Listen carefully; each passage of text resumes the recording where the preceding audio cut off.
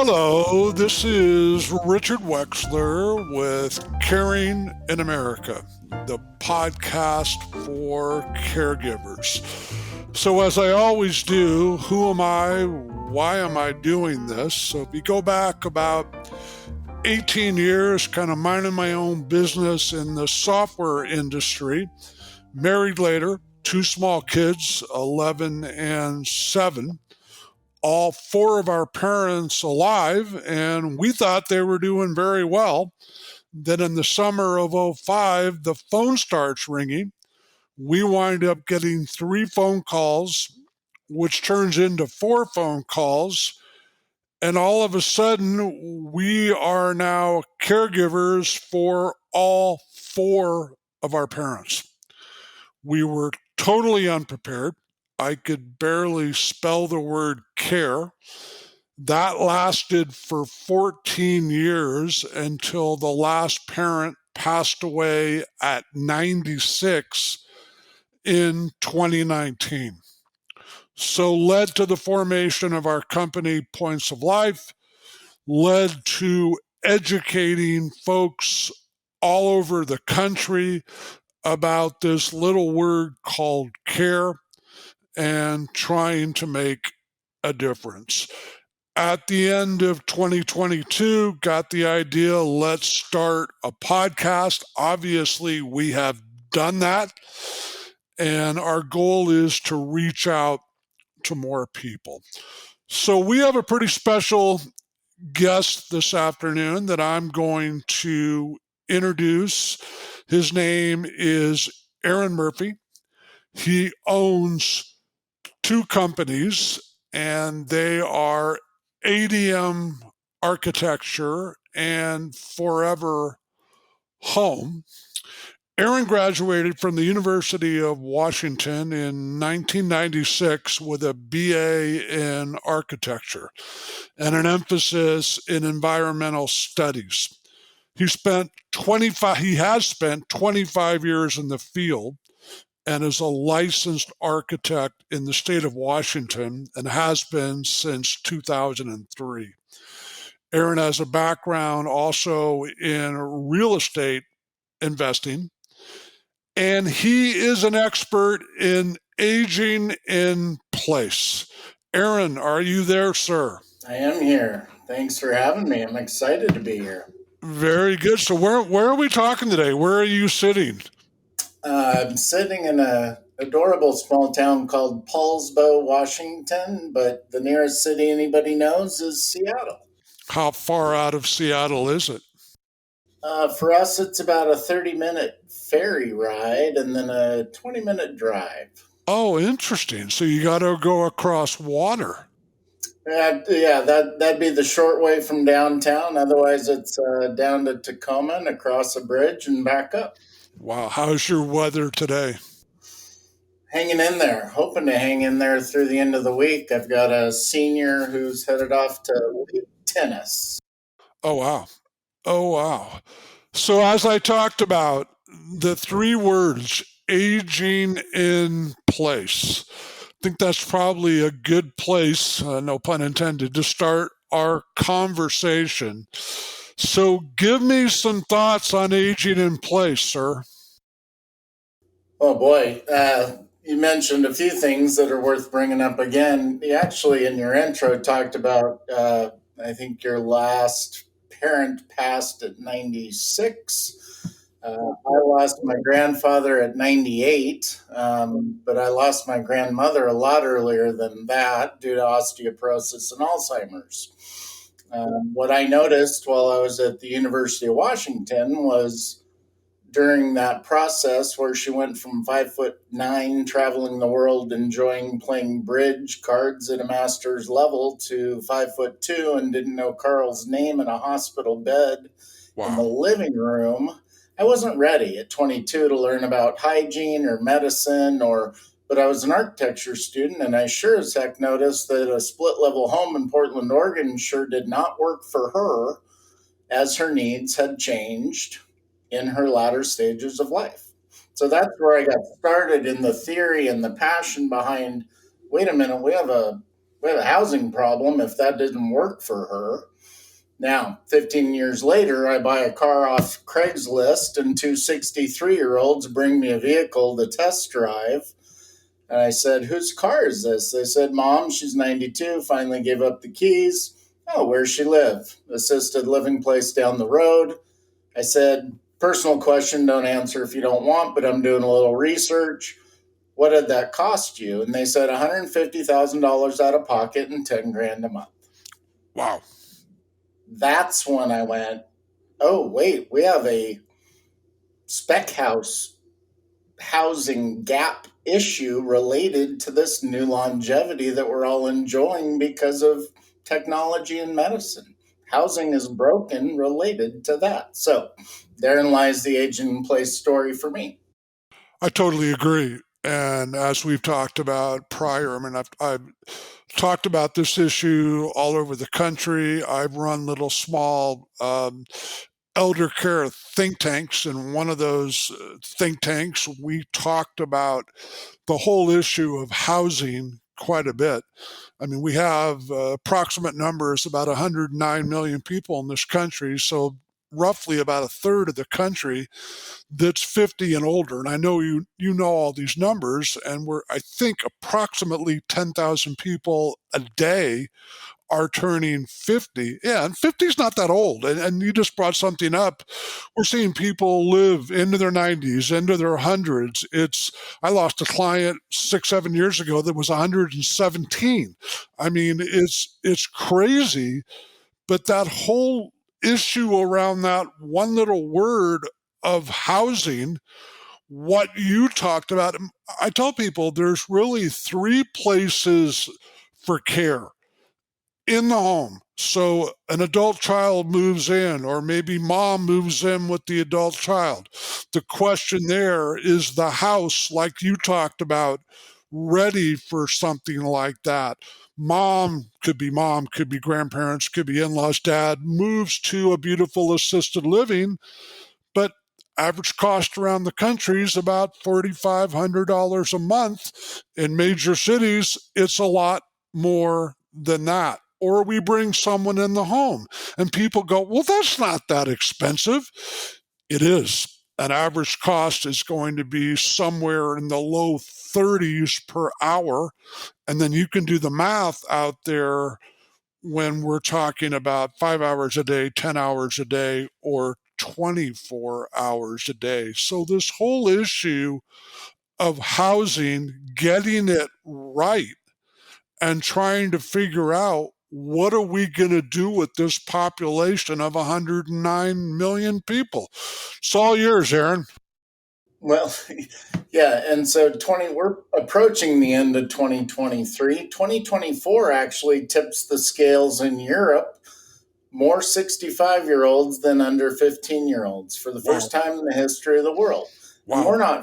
we're not far behind that. And so I've seen data that we're about to tip the 65 plus versus 18 and under here in the United States. So if 95% of our housing stock is spec built, and the spec builder only cares really when they're building their houses as cheaply as possible so that they can make the most money when they hand over the keys, if 95% of our housing stock is that, and they're building for the first and second time home builder, but now we're going to have more 65-year-olds than 18-year-olds, what do you think that looks like for the next 30 or 40 years? It looks like a problem. And I would agree. it starts at 10 acres of forest and a plat, and you draw 70 lots for homes. Well, the problem with the developer is his job, right? And no fault of his sellable product is parcels, lots to build on. So he makes the most possible. That means they're the smallest that are legally possible. And then someone buys those. That's a builder. But the builder's sellable product is heated square feet. But he was given a postage stamp to work on. So what's his answer? It's vertical. That's how he gets 2,400 square feet on a 5,000 square foot lot. So we have a bunch of two-story homes that don't think anything about how you get from the curb to the front door or the front door to the laundry room or the shower. Now, yes, we're doing a better job of the term primary. It used to be called master, but DEI fixed that. We're not using the word master bedroom anymore. So the primary bedroom on the main floor is a great place to start, but we've taken it a lot further than that, Richard. What we're doing is really calling these longevity plans instead of floor plans. Very interesting. Go ahead. Yeah, it's okay. Yeah, and I've even trademarked the term. We're in the process right now of future flex because we're going to write spec books that go with your go, slow go, and no go phase of life. I have designed roof trusses with a structural engineer that can carry you in a the gurney system for a full paraplegic to get from the bed to the shower. Wow. Okay. We've framed holes between the floors where there are closets now and it lands in the garage. Guess what? Give up one car in bedroom 4 in that house that's now empty nested, which almost 3/4 of the US has, is a 2,400 square foot house, and bedroom 3 and 4 are collecting dust bunnies and Christmas presents for the grandkids. We can repurpose your space and add another 10 to 15 years of your life at home, which AARP polls close to 90% of people say that's where I'm going to stay. And I mean, your point, and I've heard this, I don't know how many thousands or millions of times over the last 18 years that I've been doing this. I'm going to die at home with my boots on. I don't want to go anywhere. And I've been trying to tell people forever, there's no such things as nursing homes. They're actually called skilled nursing. They have a legitimate purpose, but most of the time when someone moves out of the house, and normally it's usually being pulled out of the house, is to an assisted living or memory care. So to your point, most people want to stay at home. Well, and Richard, it's a multi-billion-dollar industry, the continuum of care between independent living on a campus and all the way to memory care and hospice type stuff. They openly admit, as a multi-billion-dollar industry in the US, that they only capture 5 to 8% of the population. That stat matches perfectly with what we just said. People want to stay home. Yeah. It's where your pet is, it's where your garden is, it's where your neighbors are, and it's where your memories are. Nobody's in a rush to leave that.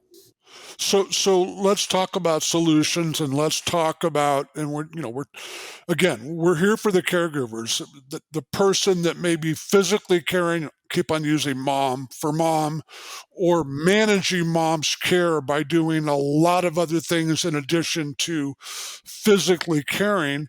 And then a lot of the times we talk about that percentage that can afford to move to an assisted living, can afford to have someone in the home, but a lot of people in this country can't. Or they're in home situations like you're talking about right now that have multiple stairs, that have stairs coming in the front door, that they can't get into the shower or the bathtub very easily. What can we do?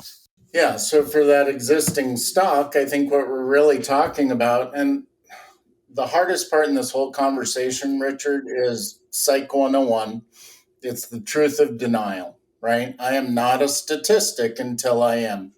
So when I get a microphone like you've just given me, what I like to do is talk about relativity, which is the price of if not. Because you were referring to, let's say, here's what I'm going to do. Let's say I ask you to spend $150,000 to remodel your house. Now, the cool part about boomers is they've made the most, inherited the most, earned the most. They have the most generational wealth of anybody we've had in the history of the US. Most of them have a decent FICO score or have some equity in the home if they're a homeowner.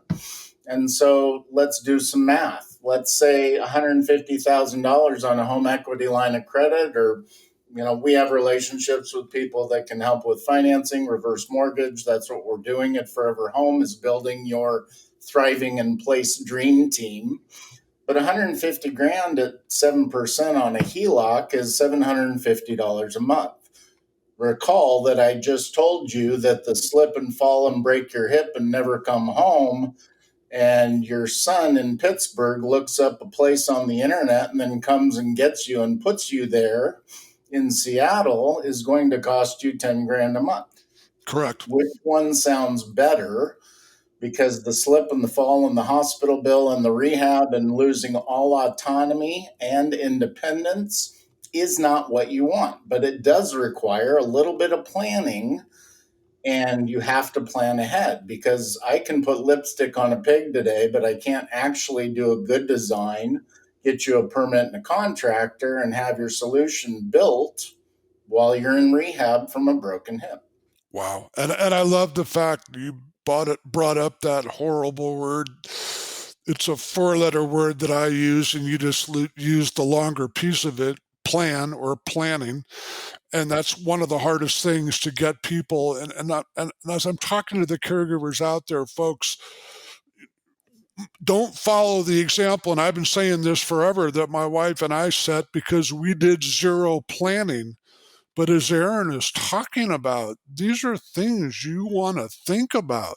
And maybe mom is aging, and maybe mom is still in the family home or a condo or a townhouse, whatever it may be. And there are these multiple stairs. And maybe she's lived there for quite a long time, and there is equity, and she can get her hands on this money, and she does want to stay in the home for a lot of the reasons that Aaron is talking about, compared to moving somewhere. But that plan or planning word is huge. What other advice would you give, Aaron? Well, even the move, not only is it emotionally, it can also be financially more than you thought through.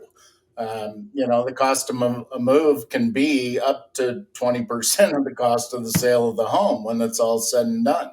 But we've done additions on Ramblers, even for people that had dementia. You brought up, mom and dad in a townhome. We had a couple, the mom, the grandmother was remarried, and they were both living independently in Gig Harbor, outside of Seattle. But they used the equity from selling the townhouse and did an addition, even though mom had full blown dementia. We actually worked to kind of create security, flip locks around so that they had their independence in a little 2-bedroom apartment addition. But when you looked at the gate on the deck, or you looked at the door from the hallway to the addition, we actually helped the caregiver with security and peace of mind, while the person on the other side actually felt quite independent and free to go about their business. That's fantastic, because I don't think a lot of people, including myself, are thinking about these wonderful ideas that you have and you're implementing, where someone probably looks at the home, the townhouse, the condo they're in, and maybe it's the daughter or son looking at it and saying, mom's got to move. This is not going to work in this location. But with thought, with reaching out to experts like yourself, there's opportunity. Well, yeah, Richard, I've had people, I wrote a book about this in 2013. And it's not a room by room solution book. It's a wake up and take a look book. I've had people call me from Anchorage, Alaska, say they're flying down to Sequim, Washington to meet with their parents and have Christmas dinner. And they said, I'll pay you $500 to come to Christmas dinner and tell my mom what I've been telling her for 15 years. Wow. Because the stranger is the expert. Now, Richard, with my parents, I can send you to their house with my script and you'd be a genius. And I totally agree. Go ahead. Oh my God. Yeah. I'm the poster child right now for the sandwich generation. I have 4 teenagers. I remarried at about 40. We have 4 teenagers, and I have 4 parents between 73 and 82. I have one with dementia, one with mobility issues. Those 2 haven't planned at all. Wow. In fact, they're having money stolen out of their bank accounts right now. We need to go fix that. Okay, but my point is that I didn't know I'd be at the height of my earning career as I turn 50 here in a month and be the dumbest person in the room in my own house. Now, bear with me. 4 teenagers that know it all, and 4 parents that won't take my advice, even though I have the credentials I have. That's the world I'm living in because of psychology and denial. I completely understand. We were in a similar situation, but I know there's a lot of people out there listening that are in similar situations. We've talked about this a lot where you could have 20 degrees, but mom will look at you and go, "Why in the world should I listen to you, Aaron? I diapered you." And that's the thought process. So, something you mentioned before, and that's where I think someone like you can be so useful for the folks that are out there, bringing that expert into the conversation. What I've always noticed, people that are pushing 80 and above, they come from a time they will sit up and listen to that expert, where that expert could be you. They won't listen to you, but they'll listen to that person that comes in the room. I mean, that's wonderful advice, because what I'm hearing from this conversation, there are options. And there are things that families can do. And I don't want to put words in your mouth, but what I'm also hearing, like a lot of what I talk about trying to help caregivers, there does have to be some planning. It's pretty hard to do quickly, even though, and maybe you can talk about this again, you've done some things to homes pretty quickly while someone is in a care situation, maybe in the hospital, skilled nursing, etc. I'll let you talk about it. Yeah. So, Richard, my architecture firm tagline is listening, solving, creating architecture without the ego. I really believe that more brains, more better, right? Bring it all to the table. I have a book that tells me where to put a grab bar in a bathroom with a wheelchair in a bank. I need an occupational therapist, for example, to know if you are left side or right side strong. Did you have a stroke? Are we looking at Parkinson's? 70% of what I do in aging in place is equally termed universal design. It's just as good for a 4-year-old as it is for an 84-year-old. But the other third, that 30% that becomes custom to you, the more people we can get involved, the better. And that's why over at Forever Home, it's foreverhome-us.com, we're actually trying to build out that thriving in place dream team. I want to talk to your mortgage person. I want to talk to your elder law attorney. And the more we can bring the team together, right now, tons of people are working in silos. Sure. I'll give you an example. We were paid actually to go do a TV show in Tokyo at the International Home Health Expo in 2014. Over there, I found out they're making a spoon that offsets your Parkinson's shaking, and you can eat cereal with milk with that spoon and not spill. Did you know that? No, of course not. Nope. And you also don't know which grab bar and which light and which color contrasts are working really, really well to make your house feel like a home while offering you subconscious safety information. We're not making homes into hospitals, okay? And thank God, let's talk about the media for one moment. Thank God you mentioned it, right? My father-in-law was born the day after World War II started. They're kind of set in their ways, and they have old ways of thinking. Yeah. Now, the advantage today is that we're working really hard. Do you remember the Golden Girls, Richard? I do. Okay. Do you know how old Blanche was? Was Blanche the mom? Remind me. Well, it really doesn't matter. The answer is she was 52, right? Playing an older person. Yeah, go ahead. Well, right. And they all had gray hair perms, and the women had to live together. Presumably, the men had all died. Okay. That's what you and I grew up watching. But guess what? Have you seen the Sex and the City reboot? Guess how old? Guess how old Carrie is? She's in her, 52. I was going to guess that. Go 52. ahead. Right. So think about the visual comparison of Blanche to Carrie Bradshaw. Wow. Right. And so we're working on it, but there's a lot of elder stigma that needs to be washed clean because, I mean, the retirement age was set in 1889 when our life expectancy was 47. Wow. That worked out pretty good for the government never paying out at 62 or 59 and a half, didn't it? Okay. But now a kid born today is told to plan for living to 120. But housing is being built the way it was being built with the GI Bill. There's the problem. I totally agree with everything you said. I agree with the term silos. I've been saying forever, it truly does take a village as we age to get all these partners that you're talking about. And I hope some of these folks are listening to come together with some wonderful ideas like you have.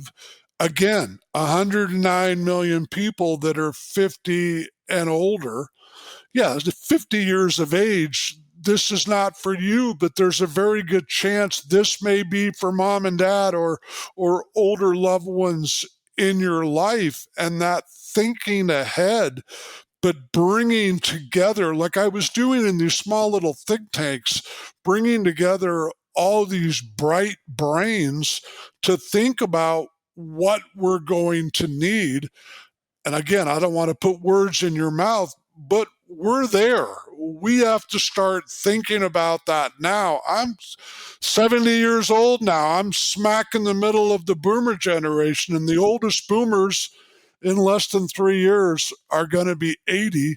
We're already seeing that around the country, a lot of them didn't really take great care of themselves and are needing care and caregivers a lot sooner than their parents. Go ahead, Aaron. Yeah. And let's talk to that 50 plus consumer, which is actually now me, right? I've been doing this discussion for 15 years, but, my wife is the powerhouse of the consumer in the United States as the 50-year-old female because she's thinking about all these things. She's your ideal client, right? And she's thinking about the parents, and the parents are changing, and she's still dealing with the kids. And so, if I can come to you and talk to you about multi generational housing preparedness in a way that is either you only sell two things in life, Richard. You sell a dream come true or a pain avoided. And if you're unaware of that, please get out of sales. Okay. But if I can go to the 50-year-old female and talk about how do I help you with your dreams or how do I help you avoid your fears coming true, these are the things we're going to be talking about is changing your parents' home, preparing your home for them to move in, which is all a function of three corners. Okay. Every architecture client that walks in my door, I say, my world works in a triangle: scope, time, and money. Everybody only comes to me with scope, what they'd like to accomplish. But my advice, Richard, is so different by the time I have all three corners solved. Because if you came to me and said, I want 5,000 square feet and I have $5 million, then my answer on time is I'll be done tomorrow. But if you come to me and say, I have 5,000 square feet in mind and I have $5, my response is, cool, I hope you own a tool belt and that you measure time in decades with a sundial. Wow. And Right? You can't control all three. And so this is where it's about tough conversations, right? People like Louis Tenenbaum and Scott Fulton, who just created a book that just launched a day or two ago called Difficult Conversations in Aging. The think tanks are out there, they're doing the work. I shared the stage in Chicago in 2013 with quite arguably the father of aging in place, who did the first handicap remodel that I know of in 1989, Louis Tenenbaum, who currently has a House bill on the floor in Capitol Hill trying to get us tax advantages to the tune of $30,000 when you're investing in your home for longevity. Wow. This is fantastic information. And as we're out there talking to the caregivers, one of the tips that I try to give almost in every episode, again, you don't want to be like my wife and myself, but everything Aaron is talking about is such great information, and this idea that you're in your early 50s, your parents are maybe in their early 80s, you have started to see some change. You probably are denying it because you don't want to think of your parents in that vein. But as Aaron is saying, now is the time to start thinking about, if things get a little bit worse for them, where are they going to live? It's a question I always advise people to ask parents, in laws, grandparents. Where do you guys want to live when you get older? And Aaron can probably finish this. Most of them are going to say they want to live right here at home. Okay, well, let's figure out through that horrible word plan how we're going to do how we're going to accomplish that. In the last few minutes that we have, Aaron, what other advice would you give those early 50s that may have parents that are 80 and beyond? Yeah, for sure. So we're coming into the fall. We have two really unique opportunities where family gets together, Thanksgiving and Christmas. For the last 15 years, I've always recommended that you put on your sleuth hat, right? You become a little detective and you try to take a look at what's happening around the house that's different than the last time you were there, or how they're different if they're coming to your house. I want you to notice what's changed and think about the path that they may be on. The next step is start the conversation. Okay, nothing comfortable happens in a first conversation. The truth is usually 3 levels deep. We actually teach business owners. We're doing B2B coaching for those that want to own aging in place as a niche, because there needs to be 1,000 of me in the nation. So I'm going to go teach them what I've done. Okay, which has become synonymous with the term aging in place in the Tri-County area.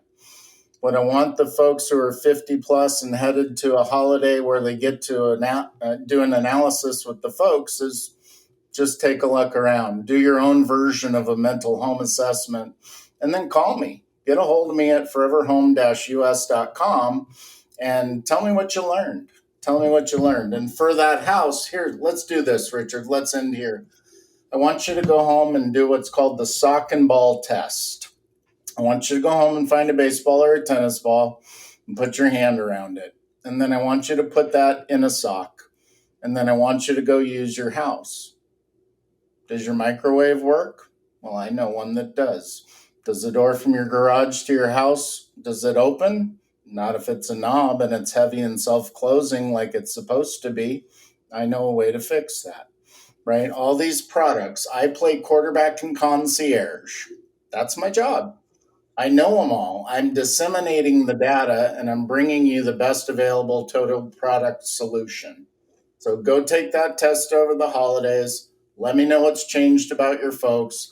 Let's start this conversation. We can do home assessments nationwide. So let's talk about it. That is fantastic information. The last half hour or so has been fantastic information. Please repeat the website again, Aaron. Sure. Yeah, Forever Home is one word. So Forever Home US for United States.com. Is there a phone number you want to give out? That's up to you. Yeah, that's fine. Our office number here is 360-881-0282. That's the home of both ADM Architecture and Forever Home. That is fantastic. So as we get ready to wrap up, folks, again, some fantastic information that I really encourage current caregivers, folks that may see themselves as future caregivers to listen to. And I know you hate that word plan, but as Aaron said, as you travel back to see mom and dad for Thanksgiving, Christmas, really open up your eyes and see what's happening. We find this business gets extremely busy come January, February, as conversations start happening based on what families see at the holidays. So, and again, folks, if um, if you have stories like Aaron, if you're an expert like Aaron and want to share some of that to help caregivers on our podcast, please reach out to me. I'm about to give you an email. I hope you folks have a pen. It's eldered2023 at gmail.com. eldered2023 at gmail.com. So I want to thank Aaron again. And until we talk again, folks, have yourself an awesome day.